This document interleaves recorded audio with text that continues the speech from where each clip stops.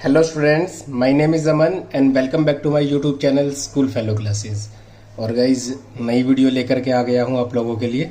आप काफ़ी टाइम से कह रहे थे कि आप बहुत लेट वीडियोस डालते हैं, तो इसलिए मैंने कोशिश की है कि आपको जल्दी से जल्दी इस बुक को ख़त्म करवा दूँ मैं। तो ये बुक है प्राची पब्लिकेशंस की इंग्लिश ग्रामर की 6th क्लास के लिए। और आज जो हम करेंगे गाइज ये है रिवीजन। वैसे तो कायदे से ये रिवीजन वाला जो चैप्टर है ये आपको खुद ही करना चाहिए, बट स्टिल आपको मैं करवा देता हूँ, कोई बात नहीं। तो चैप्टर नंबर 1 से लेकर 12 तक जो हमने किए हैं उसी का ये रिवीजन है। कुछ नया नहीं सीखेंगे आज हम, बस जो पुराना है उसी को एक बार रिवाइज करेंगे। ये कुछ जम्बल्ड सेंटेंसेस दिए हुए हैं ए पार्ट में, इनको हमको मीनिंगफुल सेंटेंसेस में क्रिएट करना है। ओके, तो फर्स्ट क्या बनेगा? फर्स्ट बनेगा rainbow is made up of 7 colors। तो ये जो ऊपर जो जंबल सेंटेंस दिया हुआ था, ये इसको हम सेंटेंस नहीं कह सकते। आप सभी को पता है सेंटेंस, कोई सेंटेंस तभी बनता है जब उसकी एक प्रॉपर सेंस निकलती है। तो rainbow is a of made up 7 colours, इस बात की कोई सेंस नहीं बनती। ये एक जंबल्ड सेंटेंस है। इसको हम अनजम्बल करके कैसे लिखेंगे? अ rainbow is made up of 7 colours. अब हमको पढ़ते ही इसकी सेंस समझ में आ रही है कि ये क्या कहना चाह रहा है। तो इसी तरीके से आगे भी करने हैं। अगला क्वेश्चन क्या है? An intelligent question what. ये एक्सक्लेमेटरी का साइन है, आई होप कि आपको पता होगा। तो ये क्या बनेगा? What an intelligent question. Intelligent question और एक्सक्लेमेटरी का साइन, इस चीज को आपको खास ध्यान रखना है कि अगर एक्सक्लेमेटरी साइन है तो एक्सक्लेमेटरी में ही आपको कन्वर्ट करना है। अगर आप ये साइन नहीं लगा करके आएंगे तो आपका आधा नंबर काटा जा सकता है। क्वेश्चन नंबर 3 है produce vehicles pollution a lot of. ये क्या बन जाएगा? Vehicles produce a lot of pollution. Question number 4 है variety of dishes were served in dinner. ये क्या बनेगा? A variety of dishes were served in dinner. I hope कि आपको अच्छे से समझ में आ रहा होगा। कोई ज़्यादा इतना मुश्किल है नहीं यहाँ पे, और कुछ इतना समझाने का भी नहीं है। The news is true note. तो ये क्या हो जाएगा? The news is not true. The news is not true. तो ये था ए पार्ट, हमारा खत्म होता है गाइज। अब हम बात करते हैं बी पार्ट की। Change the following sentences as directed. तो ये जो फर्स्ट सेंटेंस है mister Hari is a rich man, इसको किस में बदलना है? इंटरोगेटिव सेंटेंस में। आई होप कि आपको इंटरोगेटिव सेंटेंस का मीनिंग पता होगा। इंटरोगेटिव सेंटेंस वो सेंटेंस होता है जिसमें कोई क्वेश्चन पूछा गया हो। तो इसमें ये जो सेंटेंस है mister Hari is a rich man, इसमें कोई क्वेश्चन पूछा गया है? सर इसमें तो कुछ भी नहीं पूछा गया। तो इसीलिए तो हमको इंटरोगेटिव बनाना है। हमको इसको इस तरीके से लिखना है ताकि ये क्वेश्चन बन जाए। तो कैसे बनेगा ये जो हेल्पिंग वर्ब आपको दिखाई दे रही है इसको आगे निकाल करके ले आएंगे। इज मिस्टर, ये इस केस में तो ये मेन वर्ब ही है। Is mister Hari a rich man. क्या मिस्टर हरी एक अमीर आदमी है? और लास्ट में ये क्वेश्चन मार्क लगाना नहीं भूलना, वरना अगेन आपका हाफ मार्क डिडक्ट किया जा सकता है। ये पंचुएशन के साइंस हैं, इनको आपको अच्छे से पता होना चाहिए। Are you going to the garden. अब ये तो इंटरोगेटिव है, एक तो साइन देख करके ही पता चल रहा है, और इसकी सेंस भी अगर हम समझने की कोशिश करें, क्या तुम गार्डन जा रहे हो? तो एक क्वेश्चन पूछा जा रहा है। इसको सिंपली एक असर्टिव सेंटेंस में चेंज करना है। अब सर असर्टिव सेंटेंस क्या होता है? वैसे तो मैं बता चुका हूँ आपको पुरानी वीडियोज में, लेकिन फिर भी मैं आपको दोबारा से बता देता हूँ। असर्टिव सेंटेंस एक सिंपल सेंटेंस होता है जहां पर ना तो कोई क्वेश्चन पूछा जाता है, ना कोई ऑर्डर दिया जाता है, ना कोई एक्सक्लेमेशन होता है। एक सिंपली कोई नॉर्मल सा सेंटेंस हो सकता है। कौन सा? Assertive sentence. तो ये क्या हो जाएगा? You are going to garden. ये एक सिंपल सेंटेंस है, इसमें ना कोई क्वेश्चन पूछा गया है, ना कोई ऑर्डर दिया गया है, और ना ही कोई एक्सक्लेमेशन की इसमें साइन है। तो ये सिंपल सेंटेंस है, तो ये क्या है, असर्टिव सेंटेंस है।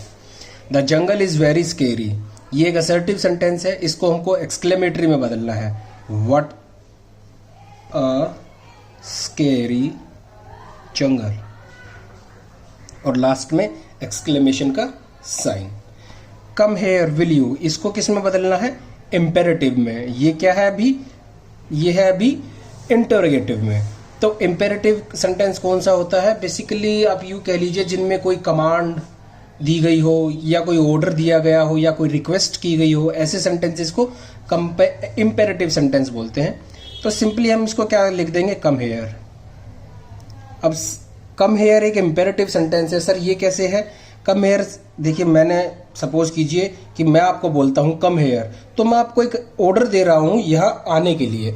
तो अभी मैंने बताया ही था कि इंपेरेटिव सेंटेंसेस वो सेंटेंस होते हैं जिनके अंदर कोई रिक्वेस्ट, ऑर्डर, कमांड की गई हो, वो इंपेरेटिव सेंटेंसेस होते हैं। This is our house, interrogative में चेंज करना है, तो ये जो आपको वर्ब दिखाई दे रही है, इज दिस आवर हाउस, और लास्ट में इंटरोगेशन का साइन ये लगाना मत भूलना। तो ये इज जो है ये आगे निकल करके आ जाएगी, जो भी हेल्पिंग वर्ब होगी, इस केस में है इज। तो वाज अगर होती तो वाज निकल करके आ जाता। This is our house, is this our house, और प्लस इंटरोगेशन का साइन। चलिए आगे की बात करते हैं।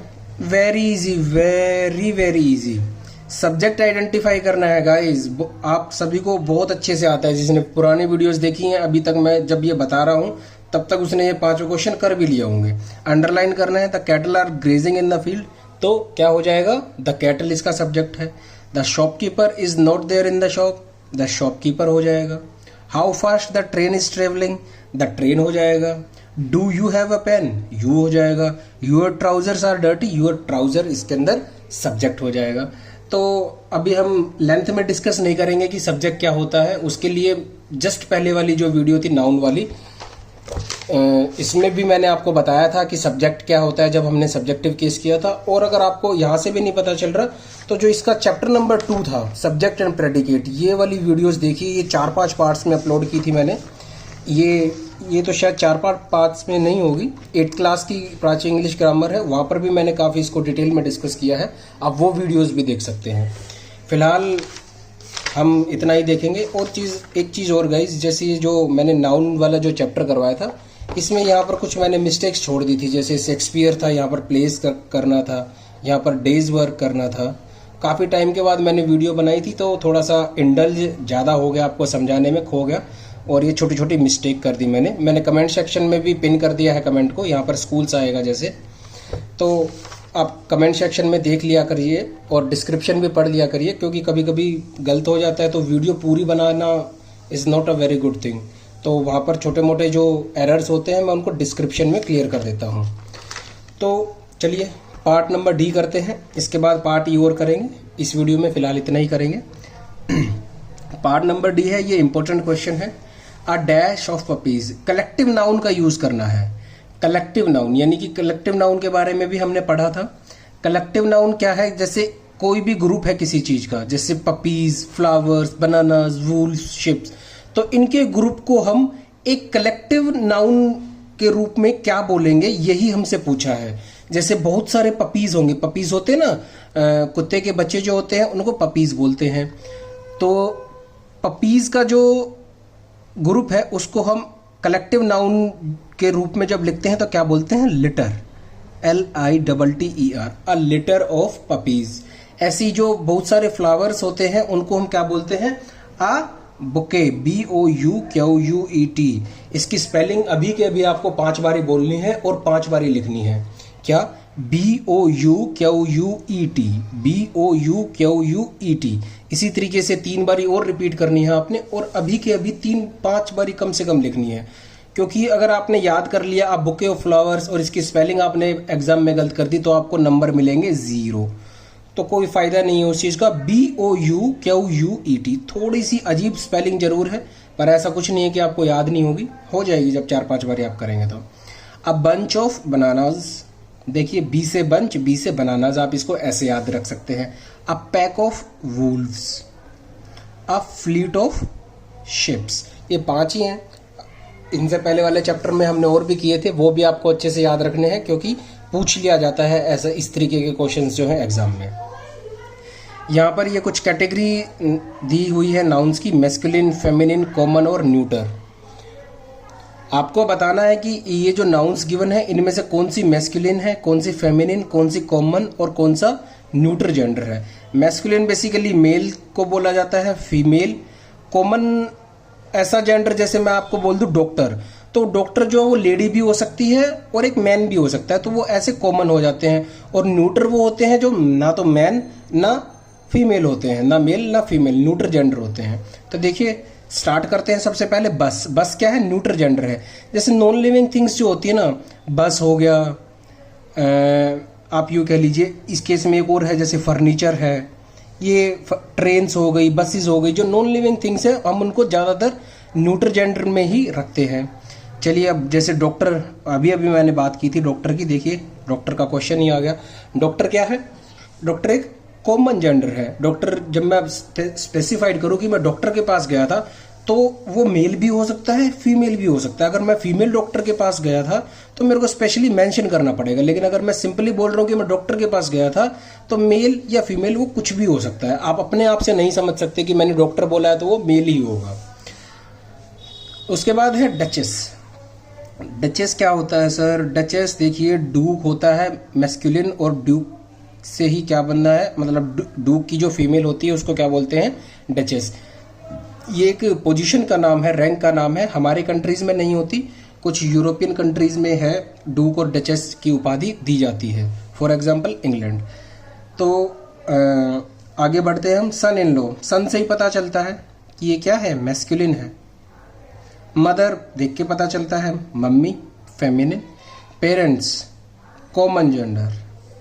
मिल्क मेड, दूध वाला जो दूध निकालता है, ओ सॉरी, मिल्क मेड ये फेमिनिन होगा। मिल्क मैन होता है क्या? इसका मैस्कुलिन। ये जो मिल्क मेड है ये कहाँ आएगा? यहाँ फेमिनिन में आएगा, इसको आप ठीक कर लेना। पीहन। पीहन क्या होता है? पीहन होता है गाइज मोरनी। पिकॉक इसका मैस्कुलिन होता है और पीहन क्या है? मोरनी। तो पीहन क्या हो जाएगी? फेमिनिन हो जाएगी। Major masculine. फर्नीचर हम कर चुके हैं। नीस। नेफ्यू जो है वो मैस्कुलिन होता है, भतीजा। नेफ्यू बोलते हैं हम भतीजे को, और नीस जो होती है भतीजी, तो क्या हो जाएगी? Female. Computer non living thing है तो हम इसको न्यूटर जेंडर में कर लेंगे। मेयर। मेयर कौन होती है? घोड़ी। और अगर हॉर्स होता तो वो मैस्कुलिन होता। हॉर्स जो है वो मैस्कुलिन है और मेयर जो है वो फेमिनिन है, घोड़ी को बोला जाता है। Animals neuter gender, sorry common gender. फिर उसके बाद टीचर। टीचर भी एक क्या है? कॉमन जेंडर है। तो आई होप कि गाइज आपको यहाँ तक जो है ABCD और E पार्ट क्लियर हो गया होगा। इसके बाद इसके जो नेक्स्ट वीडियो है उसमें हम करेंगे FGHIJ और ये लास्ट K पार्ट इसका। अभी फिलहाल इस वीडियो में गाइज इतना ही। आई होप कि आपको अच्छे से समझ में आ रही होगी। और गाइज पता है क्या, इस वीडियो को करने के बाद आप खुद से ये जितना भी है ये सारा ट्राई करना पेंसिल से। गलत भी कर रहे हो डजंट मैटर, कम से कम ये 30-40 क्वेश्चंस होंगे, 10-20 कुछ तो ठीक करोगे। उससे क्या होगा, आपको थोड़ा सा मोटिवेशन मिलेगा, क्योंकि हम पहले भी ये सारे जो क्वेश्चंस हैं इन सबको पहले भी कर चुके हैं। तो आप एक बारी इनको करने की कोशिश करना, और जो भी आपका ठीक मिले उसके लिए आप अपने आप को रिवॉर्ड दे सकते हैं, और जो गलती मिला उसकी कोई बात नहीं, गलतियां सबसे होती है, जस्ट इरेज करना और मेरे साथ साथ उसको ठीक कर लेना। तो ये अभी आपका होमवर्क है, इसकी वीडियो मैं कल अपलोड करता हूँ। अभी फ़िलहाल आपसे मैं टाटा बाय बाय बोलता हूँ।